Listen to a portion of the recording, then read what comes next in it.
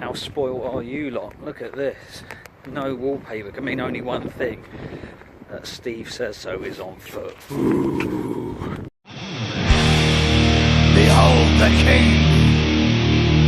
King of Kings. Okay, hello and welcome to Steve Says So. Hopefully you can see me okay, because I don't have the selfie mode on. Wanted to get the quality a little bit better. So yeah, thought I'd do today's shoot outside, going for a nice little walk. I'm going to get some funny looks. I'm using my arm as a selfie stick. So, but anyway, as you can see by the title of today's video, with WrestleMania coming up, it poses a couple of big questions and a couple of dilemmas as well. One thing I want to address is all-female main event possibility. And the other thing I want to talk about as well, which seems to be cropping up at the moment, especially here on YouTube, are spoilers. Now don't worry, disclaimer right now, I'm not posting any spoilers in this video. That's the point I want to make, really. So anyway, on to the first section. It's an all-female main event. What do you guys think about that? Now, I know technically we've already had it. We had the Royal Rumble. Very worthy champions in Asuka and Shinsuke. Obviously you can see kind of what WWE is doing there. Very worthy winners, and I'm really looking forward to seeing them compete at WrestleMania. It's going to be awesome. But just looking at some of the forums, so this is where I'm kind of getting the ideas from, really, is that a lot of people's opinions are swaying quite negatively to the idea of an all-female event at WrestleMania itself, as in, you know, the main event, because I know they bill about 8 main events, and typically it's only it's the last match, isn't it? If we're honest, that actually really counts as the main event. Might not be the best match, often isn't, but you know. So will this year be the year that there's an all-female WrestleMania event? Now, I'm not sure entirely what I think about it, and that sounds really bad. It's, you know, I know that obviously we're not going to sit down on this bench.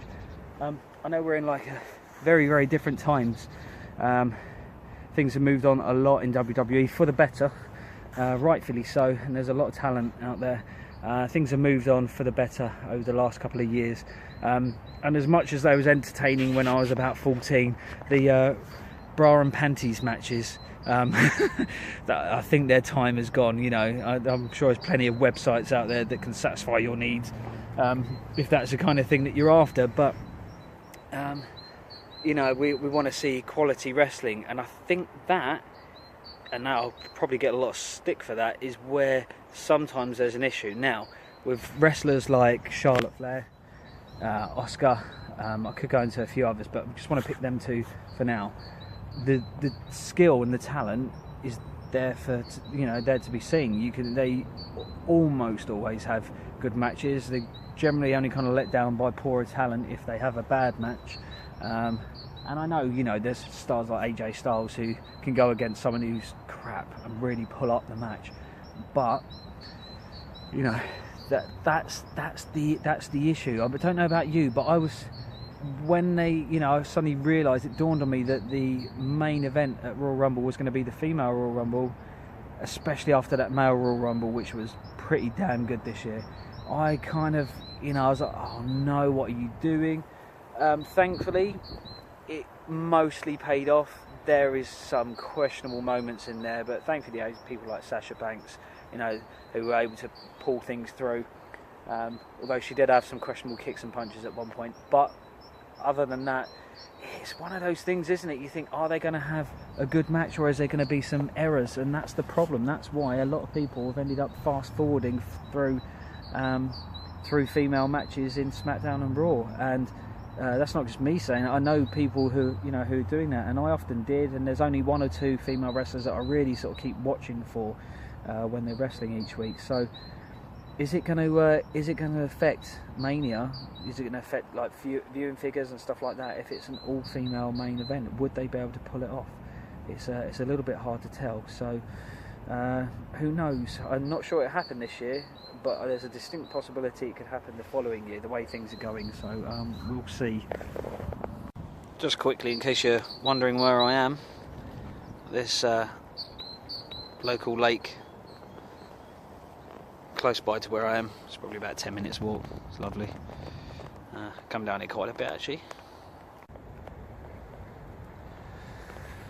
On the move again. Cold arse. So yeah, so all female main event. Who knows? Anyway, on to my next point. It's really bugging me at the moment. There's some quality wrestling channels out there on YouTube. I'm sure most of you guys and gals watching this watch them, and the content they're putting out is very good mostly. I'm not too keen on the ones that sort of operate on a hearsay level.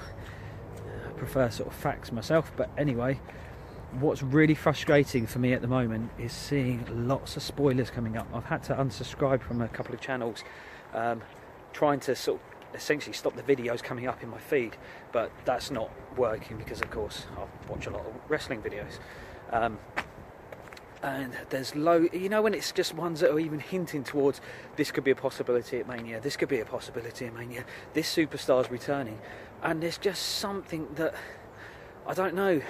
As someone who sort of grew up pre-internet wrestling times, when I was a kid and teenager, and we was reliant on, if suddenly The Rock's music went off and he hadn't been around for like 3 years or something, you'd go mental. But nowadays, you wouldn't be able to have that kind of surprise without, like knowing about it sort of beforehand, through some sort of channel or some sort of video. And it's just really frustrating. There's loads going around at the moment for Mania, as I'm sure you've seen. What do you guys think about that? Pop a comment or question below, and get a discussion going on. We've had I've been in several forums recently, and I know I'm not the only one who's getting frustrated with it.